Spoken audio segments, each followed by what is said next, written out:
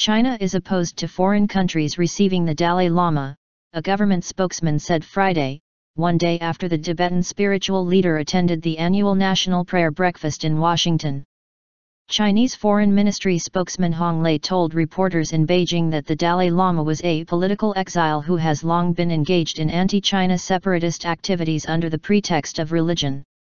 President Barack Obama did not meet directly with the Dalai Lama Thursday, but they were seated a short distance away from each other and exchanged greetings. Obama praised him as a man of compassion, ignoring China's earlier protest against any American involvement with the exiled Tibetan spiritual leader.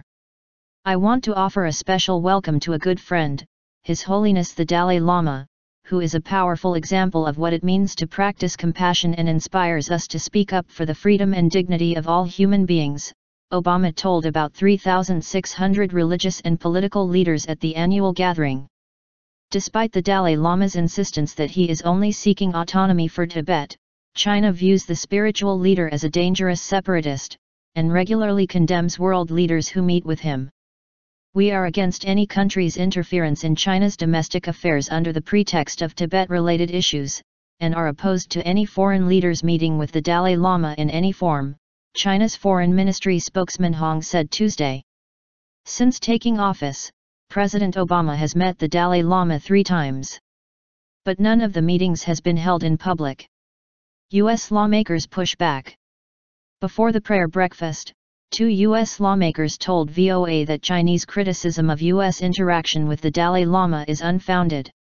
"I think it's profoundly unfortunate and an act of weakness for the Chinese government," said New Jersey Republican Congressman Chris Smith, to object to the Dalai Lama's meeting with the president or members of the Congress or senators and being at the prayer breakfast.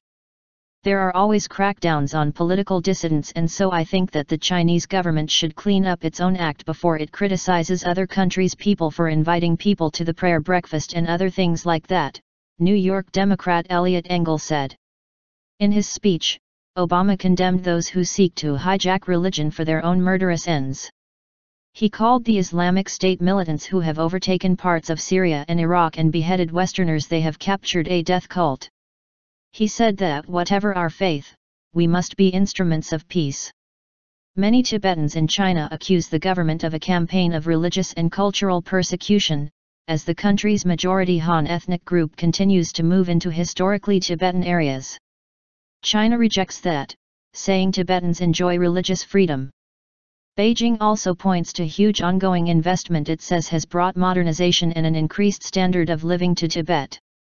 Since February 2009, more than 126 people have self-immolated in traditionally Tibetan areas of China to protest Beijing's policy in their homeland. The Dalai Lama and the Tibetan government in exile, located in India, are outspoken critics of China's policies but have discouraged the suicide protests.